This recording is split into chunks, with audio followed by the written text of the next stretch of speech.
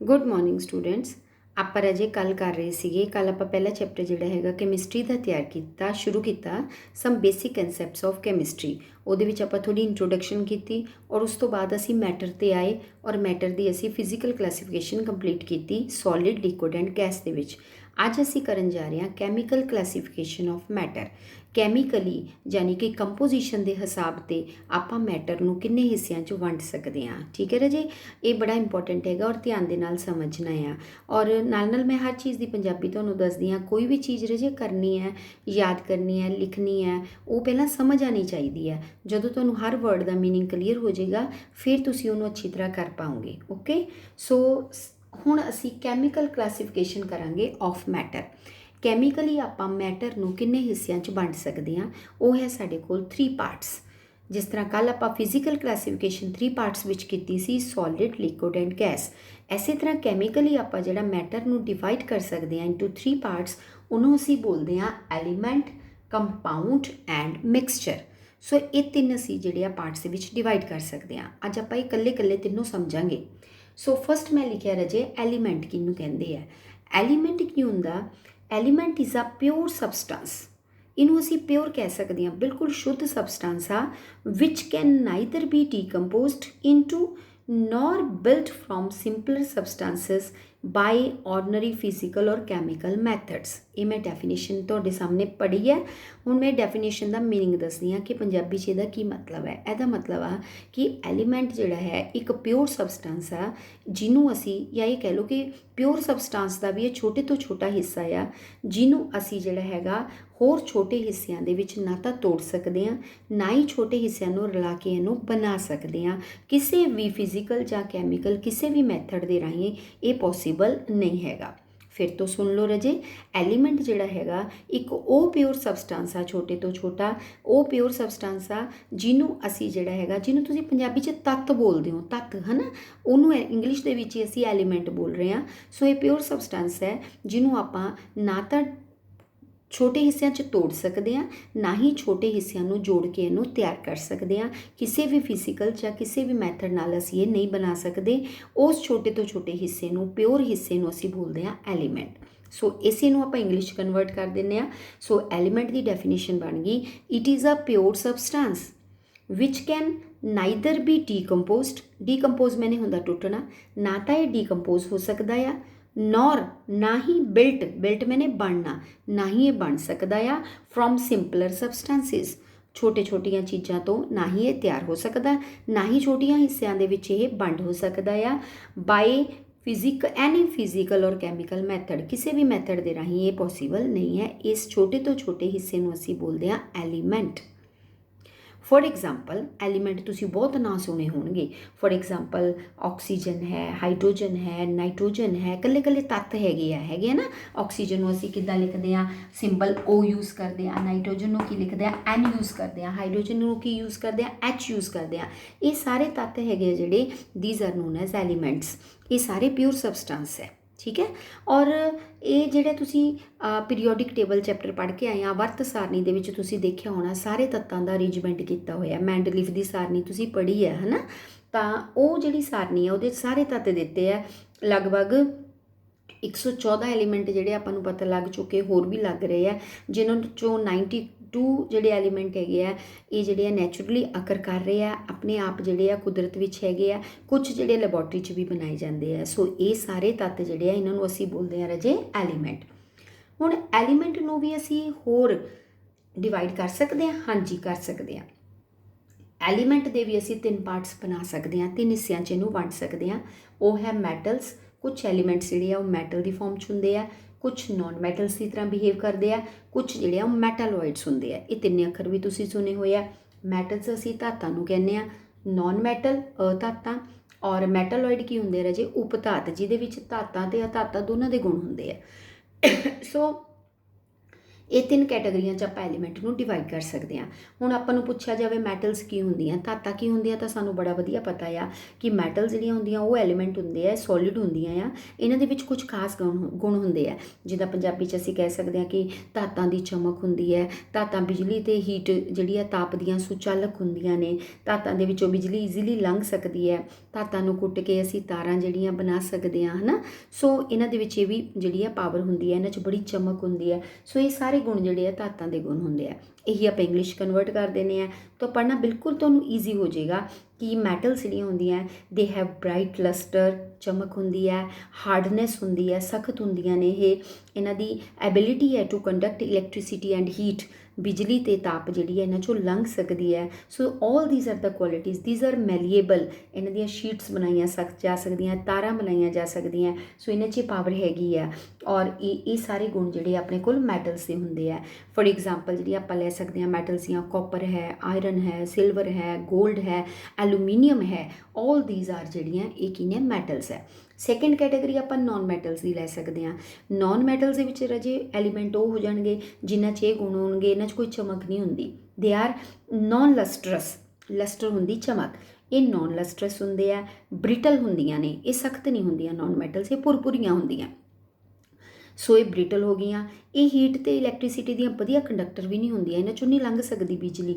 ਸੋ ਬਿਜਲੀ ਜਾਂ ਤਾਪ ਦੀਆਂ ਇਹ ਸੁਚਾਲਕ ਵੀ ਨਹੀਂ ਹੁੰਦੀਆਂ। ਸੋ ਪੂਅਰ ਕੰਡਕਟਰ ਆਪਾਂ ਇਹਨਾਂ ਨੂੰ ਗਿਣ ਸਕਦੇ ਹਾਂ ਆਫ ਹੀਟ ਐਂਡ ਇਲੈਕਟ੍ਰੀਸਿਟੀ। ਇਹਨਾਂ ਦੀ ਐਗਜ਼ਾਮਪਲ ਦੇ ਵਿੱਚ ਆਪਾਂ ਕਾਰਬਨ ਹੈ, ਹਾਈਡਰੋਜਨ ਹੈ, ਆਕਸੀਜਨ ਹੈ, ਨਾਈਟ੍ਰੋਜਨ ਹੈ। All these behave like non metals. ਇਹ ਤਾਂ ਹੋ ਗਈਆਂ ਆਪਣੀਆਂ ਮੈਟਲਸ ਤੇ ਨੋਨ ਮੈਟਲ। ਤੀਸਰੀ ਕੈਟਾਗਰੀ ਅਸੀਂ ਲੈ ਰਹੇ ਹਾਂ ਰਾਜੇ ਮੈਟਾਲੋਇਡਸ। ਮੈਟਾਲੋਇਡਸ ਦੇ ਵਿੱਚ ਅਸੀਂ ਇਹ ਡਿਫਾਈਨ ਕਰਾਂਗੇ ਕਿ ਇੱਦਾਂ ਦੇ ਐਲੀਮੈਂਟ ਹੋਣਗੇ ਜਿਨ੍ਹਾਂ ਦੇ ਵਿੱਚ ਕੁਝ ਕਰੈਕਟਰਸ ਮੈਟਲਸ ਦੇ ਹੁੰਦੇ ਆ, ਕੁਝ ਕਰੈਕਟਰਸ ਕਾਹਦੇ ਹੁੰਦੇ ਆ ਰਾਜੇ, ਨੋਨ ਮੈਟਲਸ ਦੇ ਹੁੰਦੇ ਆ। ਇਹਦੀਆਂ ਕਾਮਨ ਐਗਜ਼ਾਮਪਲ ਦੇ ਵਿੱਚ ਆਪਾਂ ਸਿਲੀਕॉन ਹੈ, ਆਰਸੈਨਿਕ ਹੈ, ਬਿਸਮਥ ਹੈ, ਐਂਟੀਮਨੀ ਹੈ। ਸੋ ਇਹ ਇਸ ਤਰ੍ਹਾਂ ਦੇ ਆਪਣੇ ਕੋਲ ਐਲੀਮੈਂਟਸ ਹੈ ਜਿਹੜੇ ਦੋਨੋਂ ਤਰ੍ਹਾਂ ਬਿਹੇਵ ਕਰ ਸਕਦੇ ਆ। ਸੋ ਇਹ ਬਣ ਗਏ ਆਪਣੇ ਕੋਲ ਮੈਟਾਲੋਇਡਸ, ਯਾਨੀ ਕਿ ਧਾਤਾਂ ਤੇ ਅਧਾਤਾਂ ਦੋਨਾਂ ਦੇ ਗੁਣ ਰੱਖਣਗੇ। ਸੋ ਮੇਰੇ ਹਿਸਾਬ ਨਾਲ ਹੁਣ ਤੁਹਾਨੂੰ ਐਲੀਮੈਂਟ ਕਲੀਅਰ ਹੋ ਗਿਆ ਸਾਰਾ ਕਿ ਐਲੀਮੈਂਟ ਜਿਹੜਾ ਖੁਦ ਇੱਕ ਪਿਓਰ ਸਬਸਟੈਂਸ ਆ ਜਿਹਨੂੰ ਤੁਸੀਂ ਹੋਰ ਛੋਟੇ ਹਿੱਸਿਆਂ 'ਚ ਤੋੜ ਨਹੀਂ ਕਰ ਸਕਦੇ ਔਰ ਨਾ ਹੀ ਛੋਟੇ ਹਿੱਸਿਆਂ ਤੋਂ ਇਹਨੂੰ ਦੁਬਾਰਾ ਬਣਾ ਸਕਦੇ ਹਾਂ। It is non as element. ਔਰ ਇਹਨੂੰ ਅਸੀਂ ਤਿੰਨ ਕੈਟਾਗਰੀਜ਼ ਦੇ ਵਿੱਚ ਡਿਵਾਈਡ ਕਰ ਸਕਦੇ ਹਾਂ, metals, non metals and metalloids. Metals ਦੇ ਆਪਣੇ ਗੁਣ ਹੋਣਗੇ, ਨੋਨ ਮੈਟਲਸ ਦੇ ਆਪਣੇ ਗੁਣ ਹੋਣਗੇ ਔਰ ਮੈਟਾਲੋਇਡ ਦੇ ਵਿੱਚ ਮੈਟਲਸ ਤੇ ਨੋਨ ਮੈਟਲਸ ਦੇ ਮਿਕਸ ਕਰਕੇ ਗੁਣ ਹੋਣਗੇ। ਸੋ ਇਹ ਕਲੀਅਰ ਹੋ ਗਿਆ। ਸੈਕਿੰਡ ਰਾਜੇ ਆਪਾਂ ਆ ਜਾਂਦੇ ਹਾਂ ਕੰਪਾਊਂਡ ਦੇ ਉੱਤੇ। ਇੱਕ ਕੈਟਾਗਰੀ ਕਲੀਅਰ ਹੋ ਗਈ ਕੈਮੀਕਲ ਕਲਾਸੀਫਿਕੇਸ਼ਨ ਦੀ। ਹੁਣ ਦੂਸਰੀ ਆ ਗਈ ਆਪਣੇ ਕੋਲ ਕੰਪਾਊਂਡ ਕਿਹਨੂੰ ਕਹਿੰਦੇ ਆ। ਇਹ ਬੜਾ ਇੰਪੋਰਟੈਂਟ ਹੈ ਸਮਝਣਾ, ਕਿਉਂਕਿ ਕੰਪਾਊਂਡ ਤੇ ਮਿਕਸਚਰ ਇਹਦੇ ਵਿੱਚ ਬੱਚੇ ਕਨਫਿਊਜ਼ ਹੋ ਜਾਂਦੇ ਆ। ਸੋ ਪਹਿਲਾਂ ਅਸੀਂ ਲੈਂਦੇ ਰਾਜੇ ਕੰਪਾਊਂਡ ਕੀ ਹੁੰਦਾ। ਕੰਪਾਊਂਡ ਇੱਕ ਇੱਦਾਂ ਦਾ ਸਬਸਟੈਂਸ ਬਣਾਵਾਂਗੇ ਆਪਾਂ which is obtained by the union of 2 or more elements, ਯਾਨੀ 2 ਜਾਂ 2 ਤੋਂ ਵੱਧ ਤੱਤਾਂ ਨੂੰ ਮਿਲਾਉਣ ਤੇ ਜਿਹੜੀ ਚੀਜ਼ ਤਿਆਰ ਹੋਏਗੀ that is non as compound. Clear. So element ਸਭ ਤੋਂ ਛੋਟਾ, ਹੁਣ ਜਦੋਂ ਐਲੀਮੈਂਟ ਮਿਕਸ ਹੋਣਗੇ ਤਾਂ ਕੀ ਤਿਆਰ ਹੋਏਗਾ ਰਾਜੇ, ਕੰਪਾਊਂਡ ਹੋਏਗਾ। ਸੋ ਕੰਪਾਊਂਡ ਦੀ ਡੈਫੀਨੇਸ਼ਨ ਆਪਣੇ ਕੋਲ ਬਣ ਗਈ ਕਿ ਕੰਪਾਊਂਡ ਅਸੀਂ ਤਿਆਰ ਕਰਾਂਗੇ ਬਾਈ ਦਾ ਯੂਨੀਅਨ, ਯੂਨੀਅਨ ਕੀ ਹੋ ਗਿਆ, ਮਿਕਸਿੰਗ ਦੇ ਨਾਲ, ਆਫ 2 ਔਰ ਮੋਰ ਐਲੀਮੈਂਟ, 2 ਜਾਂ 2 ਤੋਂ ਵੱਧ ਵੀ ਤੁਸੀਂ ਮਿਲਾ ਸਕਦੇ ਆ। ਲੇਕਿਨ ਇੱਕ ਧਿਆਨ ਰੱਖਣਾ ਪੈਂਦਾ ਕਿ ਜਦੋਂ ਐਲੀਮੈਂਟਸ ਕੰਬਾਈਨ ਕਰਨਗੇ ਉਹ ਹਮੇਸ਼ਾ ਇੱਕ ਡੈਫੀਨੇਟ ਪ੍ਰਪੋਰਸ਼ਨ ਬਾਈ ਵੇਟ, ਇੱਕ ਡੈਫੀਨੇਟ ਨਿਸ਼ਚਿਤ ਰੇਸ਼ੋ ਦੇ ਵਿੱਚ ਹੀ ਕੰਬਾਈਨ ਕਰਨਗੇ ਵੇਟ ਦੇ ਅਕੋਰਡਿੰਗ, ਔਰ ਉਸ ਤੋਂ ਬਾਅਦ ਹੀ ਕੰਪਾਊਂਡ ਤਿਆਰ ਹੋਏਗਾ। ਫਿਰ ਤੋਂ ਸੁਣੋ ਕਿ ਕੰਪਾਊਂਡ ਜਿਹੜਾ ਹੈ ਐਲੀਮੈਂਟਸ ਨੂੰ ਮਿਕਸ ਕਰਨ ਤੇ ਬਣੇਗਾ, ਲੇਕਿਨ ਉਹ ਮਿਕਸਿੰਗ ਜਿਹੜੀ ਹੋਏਗੀ ਉਹ ਇੱਕ ਡੈਫੀਨੇਟ ਰੇਸ਼ੋ 'ਚ ਹੋਣੀ ਚਾਹੀਦੀ ਹੈ ਬਾਈ ਵੇਟ, ਵਜਨ ਦੇ ਹਿਸਾਬ 'ਤੇ, ਮਾਸ ਦੇ ਹਿਸਾਬ 'ਤੇ ਇੱਕ ਡੈਫੀਨੇਟ ਰੇਸ਼ੋ 'ਚ ਮਿਲਾਉਣ 'ਤੇ ਹੀ ਕੰਪਾਊਂਡ ਤਿਆਰ ਹੋ ਸਕਦਾ। ਇਹ ਕਿੱਦਾਂ ਗੱਲ ਹੋਈ, ਫੋਰ ਐਗਜ਼ਾਮਪਲ ਮੈਂ ਇੱਕ ਕੰਪਾਊਂਡ ਲੈਂਦੀ ਹਾਂ ਰਾਜੇ ਵਾਟਰ। ਸਾਰਿਆਂ ਨੂੰ ਪਤਾ ਹੋਣਾ ਕਿ ਵਾਟਰ ਦਾ ਫਾਰਮੂਲਾ ਕੀ ਹੁੰਦਾ, H2O ਹੁੰਦਾ, ਠੀਕ ਹੈ, ਸਾਰੇ ਬੱਚੇ ਜਾਣਦੇ ਆ। ਹੁਣ ਮੈਂ ਵਾਟਰ ਲੈ ਲਿਆ ਬੱਚੇ, ਮੈਂ ਕਿਹਾ ਕਿ ਮੈਂ ਵੇਟ ਲੈਣਾ ਆ, ਠੀਕ ਹੈ, ਵੇਟ ਦੀ ਰੇਸ਼ੋ ਲੈਣੀ ਆ। ਤੁਸੀਂ ਹੁਣ ਦੇਖੋ ਪਾਣੀ ਤੁਸੀਂ ਲੈਂਦੇ ਆ ਹੈ ਨਾ, ਔਰ ਪਾਣੀ ਦਾ ਫਾਰਮੂਲਾ ਕਦੇ ਦੇਖਿਆ ਵੀ ਟੈਪ ਵਾਟਰ ਦਾ ਫਾਰਮੂਲਾ ਅਸੀਂ H2O ਲਿਖੀਏ, ਜੇ ਕਿਤੇ ਹੋਰ ਜਗ੍ਹਾ ਤੋਂ ਪਾਣੀ ਲੈ ਲਈ ਉਹ ਬਦਲ ਜਾਂਦਾ, ਕਦੇ ਨਹੀਂ ਬਦਲਦਾ। ਤੁਸੀਂ ਹਰ ਜਗ੍ਹਾ 'ਤੇ ਚਲੇ ਜਾਓ, ਵਾਟਰ ਦਾ, ਪਾਣੀ ਦਾ ਰਸਾਇਣਿਕ ਫਾਰਮੂਲਾ ਜਿਹੜਾ ਹੈਗਾ ਉਹ ਹਮੇਸ਼ਾ ਕੀ ਹੁੰਦਾ, H2O ਹੀ ਰਹਿੰਦਾ ਆ। ਇਹਦਾ ਮਤਲਬ ਇਹ ਫਿਕਸ ਰੇਸ਼ੋ 'ਚ ਮਿਕਸ ਹੋਏ ਆ ਤਾਂ ਹੀ ਪਾਣੀ ਤਿਆਰ ਹੋਇਆ। ਹੁਣ ਵੇਟ ਦੀ ਰੇਸ਼ੋ ਕਿੱਦਾਂ ਲਈਦੀ ਆ, ਹੁਣ ਹਾਈਡਰੋਜਨ ਹੈ, ਹਾਲੇ ਤੁਸੀਂ ਵੇਟ ਸਾਰਿਆਂ ਦੇ ਯਾਦ ਕਰਨੇ ਆ, ਹੌਲੀ ਹੌਲੀ ਤੁਹਾਨੂੰ ਸਭ ਦੇ ਯਾਦ ਹੋ ਜਾਣਗੇ। ਇੱਥੇ ਮੈਂ ਸਿਰਫ ਹਾਈਡਰੋਜਨ ਤੇ ਆਕਸੀਜਨ ਦਾ ਦੱਸੂਗੀ। ਹਾਈਡਰੋਜਨ ਦਾ ਵਜਨ ਜਿਹੜਾ ਵੇਟ ਹੁੰਦਾ, ਮਾਸ ਹੁੰਦਾ 1 ਗ੍ਰਾਮ ਹੁੰਦਾ, 1 H ਦਾ। ਤਾਂ 2 ਦਾ ਆਪਣੇ ਕੋਲ ਕਿੰਨਾ ਹੋ ਜਾਏਗਾ, ਆਪਾਂ 2 ਗ੍ਰਾਮ ਲੈ ਸਕਦੇ ਹਾਂ। ਇੱਕ O ਦਾ ਹੁੰਦਾ 16 ਗ੍ਰਾਮ। ਸੋ 2H ਹੈਗੀਆਂ ਤਾਂ 2 ਗ੍ਰਾਮ ਕੀ ਬਣ ਗਈ ਰਾਜੇ, ਰੇਸ਼ੋ ਲੈਣੀ ਹੋਵੇ ਤਾਂ 2 ਰੇਸ਼ੋ। ਆਕਸੀਜਨ ਦਾ ਕਿੰਨਾ ਬਣ ਗਿਆ 16, ਇਹਨੂੰ ਘਟਾ ਦਿਓ, ਕਿੰਨੀ ਰੇਸ਼ੋ ਤਿਆਰ ਹੋ ਗਈ 1:8। ਮੇਰੀ ਗੱਲ ਸਮਝ ਆ ਗਈ। ਸੋ ਇਹਦਾ ਮਤਲਬ ਜੇ ਤੁਸੀਂ ਪਾਣੀ ਬਣਾਉਣਾ ਚਾਹੁੰਦੇ ਆ, ਕੰਪਾਊਂਡ ਤਾਂ ਤਿਆਰ ਹੋਊਗਾ ਅਗਰ ਤੁਸੀਂ ਹਾਈਡਰੋਜਨ ਦਾ ਵਜ਼ਨ ਕਿੰਨਾ ਲਓਗੇ 1 ਗ੍ਰਾਮ, ਰੇਸ਼ੋ ਇੰਨੀ ਰੱਖਣੀ ਹੈ ਔਰ ਉਹਦੇ ਮੁਤਾਬਿਕ ਇਹਦਾ ਕਿੰਨਾ ਹੋਣਾ ਚਾਹੀਦਾ 8 ਪਾਰਟਸ ਇਹਦੇ ਹੋਣੇ ਚਾਹੀਦੇ ਆ। ਇਸ ਅਨੁਪਾਤ ਦੇ ਵਿੱਚ ਜੇ ਤੁਸੀਂ ਦੋਹਾਂ ਨੂੰ ਮਿਲਾਓਗੇ ਹੈ ਨਾ ਵੇਟ ਦੇ ਅਕੋਰਡਿੰਗ, ਫਿਰ ਤਾਂ ਪਾਣੀ ਬਣ ਜਾਊਗਾ। ਜੇ ਤੁਸੀਂ ਇਹ ਰੇਸ਼ੋ ਚੇਂਜ ਕਰਤੀ ਫਿਰ ਤੁਹਾਡਾ ਫਾਰਮੂਲਾ ਜਿਹੜਾ ਕੁਝ ਹੋਰ ਹੀ ਬਣ ਜਾਊਗਾ, ਉਹ ਪਾਣੀ ਤਿਆਰ ਨਹੀਂ ਹੋਏਗਾ। ਸੋ ਇਹ ਧਿਆਨ ਰੱਖਣਾ ਕਿ ਕੰਪਾਊਂਡ, ਹੁਣ ਤੁਸੀਂ ਕਹੋਗੇ ਵੀ ਕਾਰਬਨ ਡਾਈਆਕਸਾਈਡ ਆ ਹੈ ਨਾ, ਤੁਸੀਂ ਸਾਰਿਆਂ ਨੂੰ ਪਤਾ ਵੀ ਇਹਦਾ ਫਾਰਮੂਲਾ CO2 ਹੁੰਦਾ, ਕਦੇ ਚੇਂਜ ਹੁੰਦਾ ਨਹੀਂ ਹੁੰਦਾ। ਕੰਪਾਊਂਡ ਇੱਕ ਵਾਰੀ ਨਿਸ਼ਚਿਤ ਅਨੁਪਾਤ ਦੇ ਵਿੱਚ ਹੀ ਬਣੇ ਹੁੰਦੇ ਆ, ਜਿਹੜੇ ਕਿ ਫਿਰ ਉਹ ਫਾਰਮੂਲੇ ਫਿਕਸ ਹੋ ਜਾਂਦੇ ਆ, ਉਹ ਕਦੇ ਵੀ ਚੇਂਜ ਨਹੀਂ ਹੁੰਦੇ। ਸੋ ਇਹ ਧਿਆਨ ਰੱਖਣਾ ਆਪਾਂ ਨੇ ਡੈਫੀਨੇਸ਼ਨ ਦੇ ਟਾਈਮ ਕਿ ਕੰਪਾਊਂਡ ਬਣੂਗਾ ਜ਼ਰੂਰ 2 ਜਾਂ 2 ਤੋਂ ਵੱਧ ਐਲੀਮੈਂਟਸ ਨੂੰ ਮਿਕਸ ਕਰਨ 'ਤੇ ਹੀ ਬਣੂਗਾ, ਲੇਕਿਨ ਉਹ ਮਿਕਸਿੰਗ ਜਿਹੜੀ ਹੈ ਇੱਕ ਡੈਫੀਨੇਟ ਰੇਸ਼ੋ 'ਚ ਹੋਣੀ ਚਾਹੀਦੀ ਹੈ, ਉਹ ਚੇਂਜ ਨਹੀਂ ਹੋਣੀ ਚਾਹੀਦੀ, ਫਿਰ ਹੀ ਕੰਪਾਊਂਡ ਤਿਆਰ ਹੋ ਸਕਦਾ ਹੈ। ਕਲੀਅਰ ਹੋ ਗਿਆ ਹੁਣ। ਫੋਰ ਐਗਜ਼ਾਮਪਲ ਹੁਣ ਆਪਾਂ ਕਾਰਬਨ ਡਾਈਆਕਸਾਈਡ ਵੀ ਕਰਕੇ ਤੁਸੀਂ ਖੁਦ ਦੇਖ ਸਕਦੇ ਆ, ਤੁਹਾਨੂੰ ਆਪੇ ਪਤਾ ਚੱਲੇਗਾ। ਹੁਣ ਤੁਸੀਂ ਮੰਨ ਲਓ ਇੱਥੇ ਮੈਂ ਕਰ ਦਿੰਦੀ ਹਾਂ, ਚਲੋ ਕਾਰਬਨ ਡਾਈਆਕਸਾਈਡ ਦਾ ਫਾਰਮੂਲਾ ਕੀ ਹੈ ਰਾਜੇ CO2। ਮੈਂ ਤੁਹਾਨੂੰ ਪੁੱਛਿਆ ਵੀ ਇਹਦੀ ਕਿੰਨੀ ਰੇਸ਼ੋ ਲੈਣੀ ਪਊਗੀ ਆਪਾਂ ਨੂੰ ਕਾਰਬਨ ਦਾ ਮਾਸ ਪਤਾ ਹੋਣਾ ਚਾਹੀਦਾ ਤੇ ਆਕਸੀਜਨ ਦਾ। ਹੁਣ ਮੈਂ ਤੁਹਾਨੂੰ ਦੱਸਦੀ ਹਾਂ, ਫਿਰ ਹੌਲੀ ਹੌਲੀ ਤੁਹਾਨੂੰ ਯਾਦ ਹੋ ਜਾਣਗੇ। ਕਾਰਬਨ ਦਾ ਮਾਸ ਰਾਜੇ 12 ਹੁੰਦਾ, ਇੱਕ O ਦਾ ਹੁੰਦਾ 16। ਹੁਣੇ ਆਪਾਂ ਯੂਜ਼ ਕੀਤਾ ਸੀ ਨਾ, ਇੱਕ O ਦਾ ਕਿੰਨਾ ਕੀਤਾ ਸੀ 16। ਹੁਣ ਇੱਥੇ ਕਿੰਨੀਆਂ O ਹੈ ਤੁਹਾਡੇ ਕੋਲ 2 ਆ। ਹੁਣ ਤੁਸੀਂ 16 ਨੂੰ 2 ਨਾਲ ਗੁਣਾ ਕਰਕੇ ਡਬਲ ਕਰਕੇ ਲਾਓਗੇ ਤਾਂ ਕਾਰਬਨ ਦਾ ਰਾਜੇ ਮੈਂ ਕਿੰਨਾ ਬੋਲਿਆ 12, ਔਰ 32 ਕਿਹਦਾ ਬਣ ਗਿਆ ਤੁਹਾਡੇ ਕੋਲ ਆਕਸੀਜਨ ਦਾ। 16 ਦੂਣਾ 32, ਇਹਨੂੰ ਘਟਾ ਦਿਓ ਤਾਂ ਕਿੰਨੀ ਰੇਸ਼ੋ ਬਣ ਗਈ, 4 ਦੇ ਪਹਾੜੇ ਤੇ ਕੱਟ ਗਿਆ, 4 ਤੀਏ 12, 4 8 32, ਤਾਂ ਕਿੰਨੀ ਰੇਸ਼ੋ 'ਚ ਮਿਲਾਉਣਾ ਪਊਗਾ 3:8। ਸੋ ਅਗਰ ਕਾਰਬਨ ਡਾਈਆਕਸਾਈਡ ਕੰਪਾਊਂਡ ਤਿਆਰ ਕਰਨਾ ਆ, ਉਸ ਦੇ ਵਿੱਚ ਜਿਹੜੀ ਕਾਰਬਨ ਤੇ ਆਕਸੀਜਨ ਦੀ ਰੇਸ਼ੋ ਲੈਣੀ ਆ ਉਹ ਕਿੰਨੀ ਹੋਣੀ ਚਾਹੀਦੀ ਹੈ 3:8। ਅਗਰ ਇਹ ਰੇਸ਼ੋ ਆਪਾਂ ਫਿਕਸ ਲਵਾਂਗੇ ਫਿਰ ਤਾਂ ਕੰਪਾਊਂਡ ਤਿਆਰ ਹੋ ਜਾਏਗਾ। ਅਗਰ ਅਸੀਂ ਰੇਸ਼ੋ ਚੇਂਜ ਕਰ ਦਿੱਤੀ ਫਿਰ ਇਹ ਕੰਪਾਊਂਡ ਤਿਆਰ ਨਹੀਂ ਹੋ ਸਕਦਾ। ਇੱਕ ਤਾਂ ਇਹ ਗੱਲ ਧਿਆਨ ਰੱਖਣੀ। ਹੁਣ ਮੈਂ ਡੈਫੀਨੇਸ਼ਨ ਬੋਲੂੰਗੀ, ਦੇਖੋ ਪਤਾ ਲੱਗੀ ਜਾਂ ਨਹੀਂ। ਸੋ ਕੰਪਾਊਂਡ ਨੂੰ ਡਿਫਾਈਨ ਕਰਾਂਗੇ, it is a substance which is obtained ਮੈਨੇ ਮਿਲਦਾ ਆ ਬਾਈ ਦਾ ਯੂਨੀਅਨ ਕੀ ਦੱਸਿਆ ਮੈਂ, mixing of 2 or more elements. ਉਦੋਂ ਤੁਸੀਂ ਮਿਕਸ ਕਰ ਦੇਣਾ 2 ਜਾਂ 2 ਤੋਂ ਵੱਧ ਐਲੀਮੈਂਟਸ ਨੂੰ ਇਨ ਏ ਡੈਫੀਨੇਟ ਪ੍ਰਪੋਰਸ਼ਨ ਕਿਹਨੂੰ ਕਹਿੰਦੇ ਆ, ਰੇਸ਼ੋ ਕਿਹਨੂੰ ਕਹਿੰਦੇ ਆ, ਅਨੁਪਾਤ ਨੂੰ। ਸੋ ਕਾਹਦੇ ਵਿੱਚ ਤੁਸੀਂ ਮਿਕਸ ਕਰਨਾ ਇਹਨਾਂ ਨੂੰ, ਡੈਫੀਨੇਟ ਪ੍ਰਪੋਰਸ਼ਨ ਬਾਏ ਵੇਟ ਦੀ ਰੇਸ਼ੋ ਲੈਣੀ ਆ ਔਰ ਡੈਫੀਨੇਟ ਹੋਣੀ ਚਾਹੀਦੀ ਹੈ, ਚੇਂਜ ਨਹੀਂ ਹੋਣੀ ਚਾਹੀਦੀ। ਅਗਰ ਡੈਫੀਨੇਟ ਰੇਸ਼ੋ ਮਿਕਸ ਹੋਏਗੀ ਦੋ ਚੀਜ਼ਾਂ ਦੀ ਫਿਰ ਸਾਡੇ ਕੋਲ ਕੰਪਾਊਂਡ ਤਿਆਰ ਹੋ ਜਾਏਗਾ। And into which it may be decomposed by suitable chemical methods. ਹੁਣ ਇਹ ਵੀ ਨਾਲ ਇੱਕ ਲਾਈਨ ਹੈਗੀ ਆਪਣੇ ਕੋਲ ਕਿ ਅਗਰ ਕੰਪਾਊਂਡ ਤਿਆਰ ਹੋ ਗਿਆ, ਮੰਨ ਲਓ ਤੁਸੀਂ ਉਹਦੇ ਕੰਪੋਨੈਂਟ ਨੂੰ ਅਲੱਗ ਕਰਨਾ ਚਾਹੁੰਦੇ ਆ ਤਾਂ ਤੁਸੀਂ ਈਜ਼ੀਲੀ ਨਹੀਂ ਕਰ ਸਕਦੇ। ਹੁਣ ਪਾਣੀ ਤੁਸੀਂ ਬਣਾ ਲਿਆ, ਪਾਣੀ 'ਚ ਤੁਸੀਂ ਹਾਈਡਰੋਜਨ ਤੇ ਆਕਸੀਜਨ ਕੀ ਕਰਤੀ, ਮਿਕਸ ਕਰਤੀ।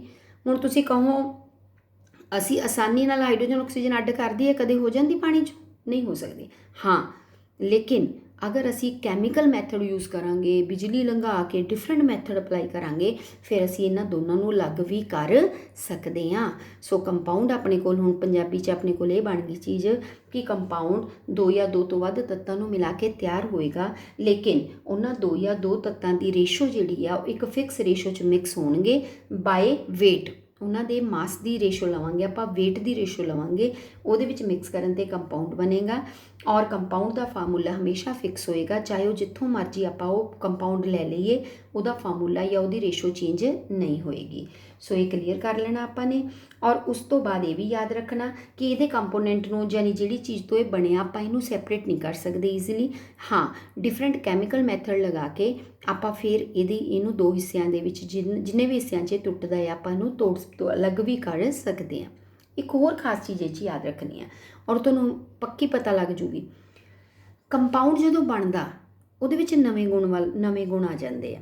ਪਹਿਲੇ ਵਾਲਾ ਕੋਈ ਗੁਣ ਨਹੀਂ ਹੁੰਦਾ, ਉਹਦੇ 'ਚ ਨਵੀਂ ਚੀਜ਼ ਤਿਆਰ ਹੋ ਜਾਂਦੀ ਹੈ। ਫੋਰ ਐਗਜ਼ਾਮਪਲ ਮੈਂ ਤੁਹਾਨੂੰ ਇੱਕ ਐਗਜ਼ਾਮਪਲ ਰਾਹੀਂ ਦੱਸਦੀ ਹਾਂ। ਮੰਨ ਲਓ ਆਪਾਂ ਪਾਣੀ ਬਣਾਇਆ ਰਾਜੇ, ਹੁਣ ਪਾਣੀ ਤਾਂ ਸਾਰਿਆਂ ਨੂੰ ਪਤਾ ਲੱਗ ਗਿਆ ਵੀ ਹਾਈਡਰੋਜਨ ਤੇ ਆਕਸੀਜਨ ਨੂੰ ਮਿਕਸ ਕਰਕੇ ਤਿਆਰ ਹੁੰਦਾ, ਇਹ 'ਚ ਤਾਂ ਕੋਈ ਸ਼ੱਕ ਵਾਲੀ ਗੱਲ ਨਹੀਂ। ਹੁਣ ਤੁਸੀਂ ਹਾਈਡਰੋਜਨ ਦੇਖੋ, ਇੱਕ ਜਲਣਸ਼ੀਲ ਗੈਸ ਆ, ਬਲਣਸ਼ੀਲ, ਇਹਨੂੰ ਅੱਗ ਲੱਗ ਜਾਂਦੀ ਜਦੇ ਹੀ ਧਮਾਕਾ ਹੋ ਜਾਂਦਾ। ਆਕਸੀਜਨ ਜਿਹੜੀ ਹੈਗੀ ਆ ਉਹ ਵੀ ਆਪਣੇ ਕੋਲ ਤਾਂ ਜਲਣ ਲਈ ਜ਼ਰੂਰੀ ਆ, ਬਿਨਾਂ ਆਕਸੀਜਨ ਤਾਂ ਕੋਈ ਚੀਜ਼ ਜਲ ਹੀ ਨਹੀਂ ਸਕਦੀ ਹੈਗੀ। ਇਹਦਾ ਮਤਲਬ ਇਹ ਦੋਨੋਂ ਬਲਣ 'ਚ ਹੈਲਪ ਕਰਦੀਆਂ ਆ। ਇੱਕ ਜਿਹੜੀ ਆ ਬਲਣਸ਼ੀਲ ਖੁਦ ਹੀ ਹੈਗੀ ਆ, ਦੂਜੀ ਜਿਹੜੀ ਆ ਬਲਣ ਵਾਸਤੇ ਚਾਹੀਦੀ ਹੈਗੀ ਆ। ਲੇਕਿਨ ਜਦੋਂ ਇਹ ਦੋਨੋਂ ਜੁੜ ਜਾਂਦੀਆਂ, ਦੇਖੋ ਕੀ ਤਿਆਰ ਹੋ ਗਿਆ, ਪਾਣੀ। ਪਾਣੀ ਦੇ ਨਾਲ ਕਦੇ ਅੱਗ ਲੱਗਦੀ? ਪਾਣੀ ਕਾਹਦੇ ਕੰਮ ਆਉਂਦਾ? ਅੱਗ ਬੁਝਾਉਣ ਦੇ ਕੰਮ ਆਉਂਦਾ ਰਾਜੇ। ਇਹਦਾ ਮਤਲਬ ਕੰਪਾਊਂਡ ਹਮੇਸ਼ਾ ਜਿਹੜਾ ਤਿਆਰ ਹੋਊਗਾ ਉਹਦੇ ਆਪਣੇ ਗੁਣ ਹੋਣਗੇ।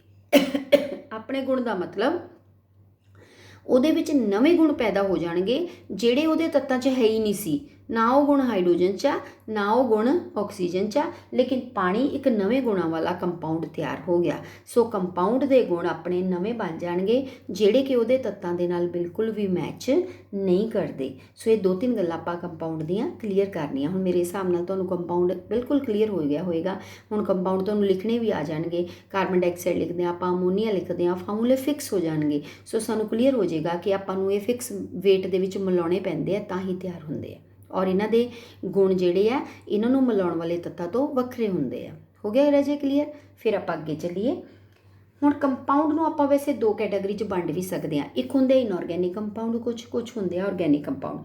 ਇਨਆਰਗੈਨਿਕ ਕੰਪਾਊਂਡ ਜੇ ਉਹ ਹੁੰਦੇ ਆ ਇਨਆਰਗੈਨਿਕ, ਜਿਹੜੇ ਕਿ ਸਾਨੂੰ ਨੋਨ ਲਿਵਿੰਗ ਸੋਰਸਿਸ ਤੋਂ ਮਿਲਦੇ ਆ, ਜਿੱਦਾਂ ਕੋਈ ਰੌਕਸ ਤੋਂ, ਮਿਨਰਲਸ ਤੋਂ, ਹੈ ਨਾ, ਜਿੱਦਾਂ ਸਾਲਟ ਹੋ ਗਿਆ, ਮਾਰਬਲ ਹੋ ਗਿਆ, ਵਾਸ਼ਿੰਗ ਸੋਡਾ ਹੋ ਗਿਆ। ਇਹ ਵਾਲੇ ਕੰਪਾਊਂਡ ਜਿਹੜੇ ਆ ਆਪਾਂ ਨੂੰ ਨੋਨ ਲਿਵਿੰਗ ਸੋਰਸਿਸ ਤੋਂ ਮਿਲਦੇ ਆ, ਪੱਥਰਾਂ ਤੋਂ, ਜਿਹੜੀਆਂ ਹੈਗੀਆਂ ਆਪਣੇ ਕੋਲ ਖਣਿਜਾਂ ਤੋਂ ਮਿਲਦੇ ਆ। ਉਹ ਸਾਰੇ ਕੀ ਬਣ ਜਾਂਦੇ ਆ ਆਪਣੇ ਕੋਲ ਇਨਆਰਗੈਨਿਕ ਕੰਪਾਊਂਡ ਦੀ ਕੈਟਾਗਰੀ 'ਚ ਆ ਜਾਂਦੇ ਆ। ਜਿਹੜੇ ਆਪਾਂ ਨੂੰ ਲਿਵਿੰਗ ਤੋਂ ਮਿਲਦੇ ਆ, ਲਿਵਿੰਗ 'ਚ ਆਪਣੇ ਕੋਲ ਪਲਾਂਟਸ ਤੇ ਐਨੀਮਲਸ ਹੀ ਆਉਂਦੇ ਆ। ਸੋ ਅਗਰ ਉਹਨਾਂ ਤੋਂ ਕੋਈ ਚੀਜ਼ ਮਿਲਦੀ ਆ ਉਹ ਕਿਹੜਾ ਕੰਪਾਊਂਡ ਬਣ ਜਾਂਦਾ? ਆਰਗੈਨਿਕ। ਜਿੱਦਾਂ ਆਪਾਂ ਨੂੰ ਫੈਟਸ ਮਿਲਦੀਆਂ, ਕਾਰਬੋਹਾਈਡਰੇਟਸ ਮਿਲਦੇ ਆ, ਆਇਲ ਮਿਲਦੇ ਆ, ਹੈ ਨਾ, ਪ੍ਰੋਟੀਨਸ ਮਿਲਦੀਆਂ ਹੈਗੀਆਂ, ਵੈਕਸ ਗੋਂਦ ਮਿਲਦੀਆਂ ਹੈਗੀਆਂ। ਇਹ ਸਾਰੀਆਂ ਚੀਜ਼ਾਂ ਜਿਹੜੀਆਂ ਹੈਗੀਆਂ ਆਪਾਂ ਨੂੰ ਲਿਵਿੰਗ ਤੋਂ ਮਿਲਦੀਆਂ, ਉਹਨਾਂ ਨੂੰ ਕੰਪਾਊਂਡਸ ਨੂੰ ਅਸੀਂ ਬੋਲਦੇ ਹਾਂ ਆਰਗੈਨਿਕ ਕੰਪਾਊਂਡਸ। ਆਰਗੈਨਿਕ ਕੰਪਾਊਂਡਸ ਦੇ ਵਿੱਚ ਜਿਹੜੀ ਹੈ ਕਾਰਬਨ ਹੁੰਦੀ ਹੈ। ਸੋ ਇਹ ਧਿਆਨ ਰੱਖਣਾ ਆਪਾਂ ਨੇ। ਕੰਪਾਊਂਡ ਆਪਾਂ 2 ਤਰ੍ਹਾਂ ਡਿਵਾਈਡ ਕਰ ਸਕਦੇ ਹਾਂ। ਸੋ ਕਲੀਅਰ ਹੋ ਗਿਆ? ਹੁਣ ਆਪਾਂ ਨੈਕਸਟ ਲਾਸਟ ਰਹਿ ਗਿਆ ਆਪਣੇ ਕੋਲ ਮਿਕਸਚਰ। ਇੱਥੇ ਪਹੁੰਚਦੇ ਹਾਂ। ਮਿਕਸਚਰ ਵੀ ਇੱਦਾਂ ਹੀ ਬਣੂਗਾ ਕਿ ਤੁਸੀਂ 2 ਜਾਂ 2 ਤੋਂ ਵੱਧ ਐਲੀਮੈਂਟ ਮਿਕਸ ਕਰ ਦਿਓ, ਲੇਕਿਨ ਉਹਦੇ ਵਿੱਚ ਤੁਸੀਂ ਰੇਸ਼ੋ ਫਿਕਸ ਨਹੀਂ ਰੱਖਣੀ। ਹੁਣ ਤੁਹਾਨੂੰ ਕੰਪਾਊਂਡ ਅਤੇ ਮਿਕਸਚਰ ਦਾ ਫਰਕ ਵੀ ਪਤਾ ਲੱਗੂਗਾ। ਕੰਪਾਊਂਡ ਦਾ ਇੱਕ ਨਿਸ਼ਚਿਤ ਫਾਰਮੂਲਾ ਵੀ ਹੋਏਗਾ ਔਰ ਇਹ ਇੱਕ ਨਿਸ਼ਚਿਤ ਰੇਸ਼ੋ 'ਚ ਫਿਕਸ ਰੇਸ਼ੋ 'ਚ ਮਿਲਾਉਣ 'ਤੇ ਹੀ ਬਣੇਗਾ ਔਰ ਇਹਦੇ ਗੁਣ ਵੱਖਰੇ ਹੋਣਗੇ। ਲੇਕਿਨ ਮਿਕਸਚਰ ਦੇ ਵਿੱਚ ਸਾਨੂੰ ਕੋਈ ਵੀ ਫਿਕਸ ਰੇਸ਼ੋ 'ਚ ਮਿਕਸ ਕਰਨ ਦੀ ਜ਼ਰੂਰਤ ਨਹੀਂ ਹੈ। ਮਿਕਸਚਰ ਦੇ ਵਿੱਚ ਆਪਾਂ 2 ਜਾਂ 2 ਤੋਂ ਵੱਧ ਐਲੀਮੈਂਟਸ ਨੂੰ ਕਿਸੇ ਵੀ ਰੇਸ਼ੋ 'ਚ ਮਿਕਸ ਕਰਕੇ ਤਿਆਰ ਕਰ ਸਕਦੇ ਹਾਂ ਔਰ ਉਹਦੇ 'ਚ ਨਵੇਂ ਗੁਣਾਂ ਵਾਲੀ ਚੀਜ਼ ਨਹੀਂ ਬਣਨੀ ਹੈਗੀ। ਜੋ ਗੁਣ ਪਹਿਲੇ ਸੀਗੇ ਤੱਤਾਂ ਦੇ, ਉਹੀ ਗੁਣ ਤੁਹਾਨੂੰ ਮਿਕਸਚਰ 'ਚ ਵੀ ਨਜ਼ਰ ਆਉਣਗੇ। ਸੋ ਮਿਕਸਚਰ ਦੀ ਡੈਫੀਨੇਸ਼ਨ ਇਹ ਬਣਾਵਾਂਗੇ ਆਪਾਂ ਵੀ ਇਹ ਕੰਬੀਨੇਸ਼ਨ ਤਾਂ ਹੋਏਗੀ 2 ਔਰ ਮੋਰ ਐਲੀਮੈਂਟ ਇਹ 'ਚ ਵੀ ਮਿਲਣਗੇ ਜਾਂ ਕੰਪਾਊਂਡ ਮਿਲਣਗੇ, ਬਟ ਉਹਦੇ ਵਿੱਚ ਤੁਸੀਂ ਲਿਖੋਗੇ they will combine in any proportion. ਇਹਦੇ 'ਚ ਕੋਈ ਫਿਕਸੇਸ਼ਨ ਨਹੀਂ, ਕੋਈ ਡੈਫੀਨੇਟ ਰੇਸ਼ੋ ਨਹੀਂ। ਐਨੀ ਮੈਨੇ ਜਿਹੜੀ ਮਰਜ਼ੀ ਮਾਤਰਾ 'ਚ ਮਿਕਸ ਕਰ ਦਿਓ, ਤੁਹਾਡੇ ਕੋਲ ਮਿਕਸਚਰ ਤਿਆਰ ਹੋਏਗਾ ਔਰ ਇਹ ਆਪਣੀ ਆਈਡੈਂਟੀਟੀ ਲੂਜ਼ ਨਹੀਂ ਕਰਦਾ। ਯਾਨੀ ਇਹਦੇ 'ਚ ਨਵੀਂ ਚੀਜ਼ ਨਹੀਂ ਬਣਦੀ, ਇਹ ਆਪਣੀ ਪਹਿਲੀ ਪਛਾਣ ਹੀ ਵਾਪਸ ਰੱਖਦਾ ਆ। ਹੁਣ ਮੈਂ ਤੁਹਾਨੂੰ ਦੱਸਦੀ ਕਿੱਦਾਂ। ਮੰਨ ਲਓ ਮੈਂ ਪਾਣੀ ਲੈ ਲਿਆ, ਠੀਕ ਹੈ ਰਾਜੇ। ਮੈਂ ਪਾਣੀ 'ਚ ਬਿਨਾਂ ਸੋਚੇ ਸਮਝੇ 2-3 ਚਮਚੇ ਬਿਨਾਂ ਕਿਸੇ ਰੇਸ਼ੋ ਦੇ ਵਾਟਰ ਦੇ ਵਿੱਚ ਸ਼ੂਗਰ ਪਾ ਦਿੱਤੀ। ਉਹ ਇੱਕ ਘੋਲ ਤਿਆਰ ਹੋ ਗਿਆ ਤੁਹਾਡੇ ਕੋਲ। ਇਹ ਮਿਕਸਚਰ ਹੈ ਔਰ ਇਸ ਘੋਲ ਦੇ ਵਿੱਚ ਤੁਹਾਡੇ ਕੋਲ ਕੀ ਹੋਇਆ? ਮਿੱਠਾ ਘੋਲ ਜਿਹੜਾ ਹੈ ਆਪਣੇ ਕੋਲ ਬਣ ਗਿਆ ਆ। ਸੋ ਇਹਦੇ ਵਿੱਚ ਕੀ ਹੋਇਆ?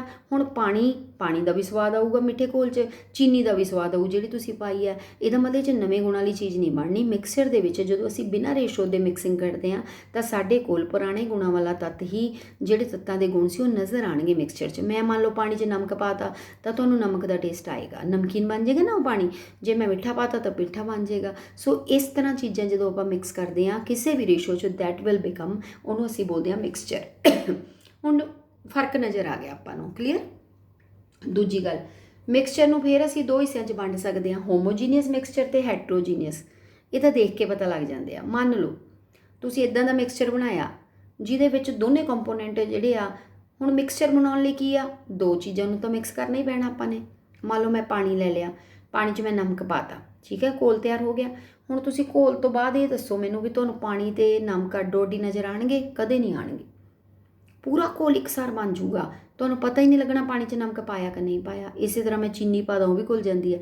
ਸੋ ਅਗਰ ਇੱਦਾਂ ਦਾ ਘੋਲ ਤਿਆਰ ਹੋ ਜਾਵੇ ਜਿਹਦੇ ਵਿੱਚ ਕੰਪੋਨੈਂਟ ਮਿਕਸ ਹੋ ਜਾਣਗੇ ਔਰ ਕੰਪੋਜੀਸ਼ਨ ਸੇਮ ਹੋ ਜਾਊਗੀ, ਉਸ ਘੋਲ ਦਾ ਨਾਮ ਹੋਏਗਾ ਹੋਮੋਜੀਨੀਅਸ ਮਿਕਸਚਰ। ਸੋਲਿਊਸ਼ਨ ਵੀ ਕਹਿ ਦਿੰਦੇ ਆ। ਜਿਹੜਾ ਹੈਟਰੋਜੀਨਸ ਆ ਉਹ 'ਚ ਤੁਹਾਨੂੰ ਅੱਡੋ ਅੱਡੀ ਫੇਜ਼ ਨਜ਼ਰ ਆਉਣਗੇ। ਮੰਨ ਲਓ ਆਪਾਂ ਪਾਣੀ ਲੈ ਕੇ ਥੋੜ੍ਹੀ ਮਿੱਟੀ ਪਾ ਦਿਓ, ਜਿੰਨੀ ਮਰਜ਼ੀ ਘੋਲ ਲਓ, ਕਿ ਉਹ ਸੋਲੂਸ਼ਨ ਇੱਕਸਾਰ ਤਿਆਰ ਹੋਏਗਾ? ਕਦੇ ਨਹੀਂ ਹੁੰਦਾ। ਮਿੱਟੀ ਦੇ ਕਣ ਫੇਰ ਹੇਠਾਂ ਬਹਿ ਜਾਣਗੇ। ਚਾਕ ਪਾਊਡਰ ਪਾ ਲਓ ਪਾਣੀ 'ਚ, ਹੈ ਨਾ, ਤਾਂ ਉਹ ਚੀਜ਼ਾਂ ਆਪਣੇ ਕੋਲ ਡਿਫਰੈਂਟ ਫੇਜ਼ ਨਜ਼ਰ ਆਉਣਗੇ। ਅਗਰ ਘੋਲ ਇੱਦਾਂ ਦਾ ਤਿਆਰ ਹੋਵੇ, ਮਿਕਸਰ ਇੱਦਾਂ ਦਾ ਤਿਆਰ ਹੋਵੇ ਜਿਹਦੇ 'ਚ ਤੁਹਾਨੂੰ ਅੱਡੋ ਅੱਡੀ ਕੰਪੋਨੈਂਟ ਵੀ ਨਜ਼ਰ ਆਉਂਦੇ ਆ ਔਰ ਤੁਸੀਂ ਅੱਡੋ ਅੱਡੀ ਉਹਨਾਂ ਨੂੰ ਅਲੱਗ ਵੀ ਛੇਤੀ ਕਰ ਲਓਗੇ, ਉਹ ਬਣੇਗਾ ਹੈਟਰੋਜੀਨਸ ਮਿਕਸਚਰ।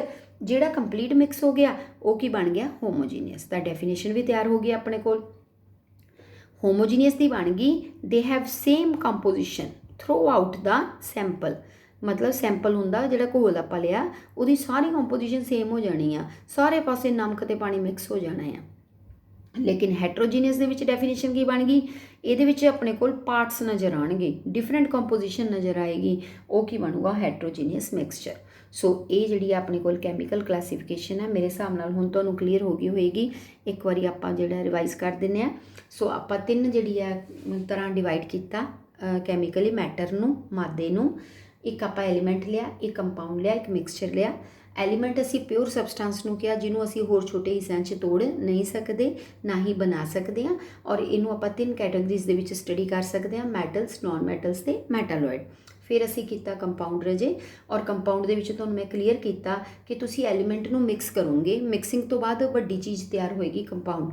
ਲੇਕਿਨ ਉਹ ਮਿਕਸਿੰਗ ਇੱਕ ਫਿਕਸ ਰੇਸ਼ੋ ਪ੍ਰਪੋਰਸ਼ਨ 'ਚ ਹੋਣੀ ਚਾਹੀਦੀ ਹੈ, ਬਾਈ ਵੇਟ।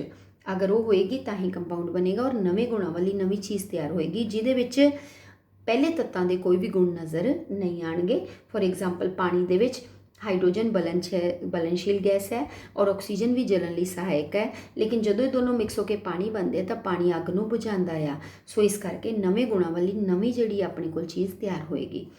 ਤਾਂ ਮਿਕਸਰ ਦੇ ਵਿੱਚ ਜਿਹੜਾ ਹੈਗਾ, ਫਿਰ ਆਪਾਂ ਇਹਨੂੰ ਦੋ 'ਚ ਆਪਾਂ ਵੰਡ ਲਿਆ, ਇਨਆਰਗੈਨਿਕ ਜਿਹੜੇ ਆਪਾਂ ਨੋਨ ਲਿਵਿੰਗ ਤੋਂ ਮਿਲਣਗੇ, ਆਰਗੈਨਿਕ ਜਿਹੜੇ ਲਿਵਿੰਗ ਤੋਂ ਮਿਲਣਗੇ। ਲਾਸਟ ਕੈਟਾਗਰੀ ਆਪਾਂ ਮਿਕਸਚਰ ਦੀ ਕੀਤੀ। ਮਿਕਸਚਰ ਦੇ ਵਿੱਚ ਆਪਾਂ ਐਲੀਮੈਂਟਸ ਨੂੰ ਮਿਕਸ ਕਰਦੇ ਹਾਂ, ਲੇਕਿਨ ਕਿਸੇ ਵੀ ਰੇਸ਼ੋ 'ਚ ਕਰਦੇ ਹਾਂ, ਐਨੀ ਪ੍ਰਪੋਰਸ਼ਨ, ਬਿਨਾਂ ਸੋਚੇ ਸਮਝੇ, ਤਾਂ ਮਿਕਸਚਰ ਤਿਆਰ ਹੋ ਜਾਂਦਾ। ਲੇਕਿਨ ਉਹਦੇ 'ਚ ਕੋਈ ਨਵਾਂ ਗੁਣ ਨਹੀਂ ਆਉਂਦਾ, ਉਹ ਆਪਣੀ ਪਹਿਲੀ ਪਛਾਣ ਹੀ ਨਹੀਂ ਖੋਂਦਾ, ਉਹੀ ਗੁਣ ਉਹ 'ਚ ਰਹਿ ਜਾਂਦੇ ਆ ਜੋ ਉਹਦੇ 'ਚ ਪਹਿਲੇ ਸੀਗੇ, ਔਰ ਉਹੀ ਆਪਾਂ ਨੂੰ ਪਤਾ ਲੱਗ ਜਾਂਦੇ ਆ। ਔਰ ਇਹਨੂੰ ਆਪਾਂ ਦੋ 'ਚ ਵੰਡ ਲਿਆ, ਹੋਮੋਜੀਨੀਅਸ ਤੇ ਹੈਟਰੋਜੀਨੀਅਸ। ਹੋਮੋਜੀਨੀਅਸ ਜਿਹੜਾ ਇੱਕਸਾਰ ਘੋਲ ਤਿਆਰ ਹੋ ਜਾਏਗਾ ਉਹ ਹੋਮੋਜੀਨੀਅਸ ਬਣ ਜਾਏਗਾ, ਜਿਹਦੇ 'ਚ ਆਪਣੇ ਕੋਲ ਡਿਫਰੈਂਟ ਫੇਜ਼ ਨਜ਼ਰ ਆਉਣਗੇ, ਉਹ ਕੀ ਬਣ ਜਾਏਗਾ? ਹੈਟਰੋਜੀਨੀਅਸ। ਸੋ ਇੱਥੇ ਤੱਕ ਤੁਹਾਡੀ ਜਿਹੜੀ ਹੈ ਕਲਾਸੀਫਿਕੇਸ਼ਨ ਕੰਪਲੀਟ ਹੋ ਜਾਏਗੀ। ਫਿਰ ਆਪਾਂ ਨੈਕਸਟ ਟੌਪਿਕ ਕਰਾਂਗੇ। ਲੇਕਿਨ ਵੀਡੀਓ ਦੇਖਣ ਤੋਂ ਬਾਅਦ ਮੈਨੂੰ ਇਹ ਜ਼ਰੂਰ ਦੱਸ ਦਿਆ ਕਰੋ ਬੱਚੇ ਕਿ ਤੁਹਾਨੂੰ ਸਮਝ ਆ ਗਈ ਜਾਂ ਨਹੀਂ ਆਈ, ਕਿੱਥੇ ਪ੍ਰੋਬਲਮ ਆਈ ਆ, ਤਾਂ ਕਿ ਫਿਰ ਅਗਲੀ ਵੀਡੀਓ 'ਚ ਮੈਂ ਤੁਹਾਨੂੰ ਉਹ ਠੀਕ ਕਰਕੇ, ਯਾਨੀ ਜਿੱਦਾਂ ਤੁਸੀਂ ਚਾਹੋ ਉੱਦਾਂ ਭੇਜਾਂ। ਪਰ ਇਹ ਸਾਰੇ ਬੱਚੇ ਦੇਖ ਲਿਆ ਕਰੋ, ਕਿਉਂਕਿ ਅਗਰ ਆਪਾਂ ਨਹੀਂ ਦੇਖਾਂਗੇ ਫਿਰ ਜਦੋਂ ਨੂੰ ਪਤਾ ਨਹੀਂ ਕਿੰਨੇ ਚਿਰ ਬਾਅਦ ਸਕੂਲ ਖੁੱਲ੍ਹਣਗੇ ਤਾਂ ਆਪਾਂ ਨੂੰ ਫਿਰ ਕੁਛ ਨਹੀਂ ਸਮਝ ਆਏਗਾ, ਉਹਦਾ ਬੜਾ ਹੀ ਨੁਕਸਾਨ ਹੋ ਜਾਏਗਾ, ਫਿਰ ਸਾਲ ਬਰਬਾਦ ਹੋ ਜਾਏਗਾ। ਇਸ ਲਈ ਵੀਡੀਓ ਜਿਹੜੀ ਆ ਉਹ ਜ਼ਰੂਰ ਦੇਖਣੀ, ਔਰ ਦੇਖਣ ਤੋਂ ਬਾਅਦ ਆਪਣਾ ਰਿਸਪੌਂਸ ਮੈਨੂੰ ਜ਼ਰੂਰ ਸੈਂਡ ਕਰਨਾ, ਤਾਂ ਕਿ ਫਿਰ ਆਪਾਂ ਅਗਲੀਆਂ ਵੀਡੀਓਜ਼ ਦੇ ਵਿੱਚ ਤੁਹਾਡੀਆਂ ਜੇ ਤੁਹਾਨੂੰ ਕੋਈ ਕਮੀ ਲੱਗੇਗੀ ਨਾ, ਉਹ ਦੂਰ ਕਰ ਦਾਂਗੇ। ਓਕੇ ਰਜੇ? ਔਰ ਕੰਮ ਜਿਹੜਾ ਸਾਰੇ ਬੱਚਿਆਂ ਨੇ ਕਰਨਾ। ਆਲ ਦੀ ਬੈਸਟ।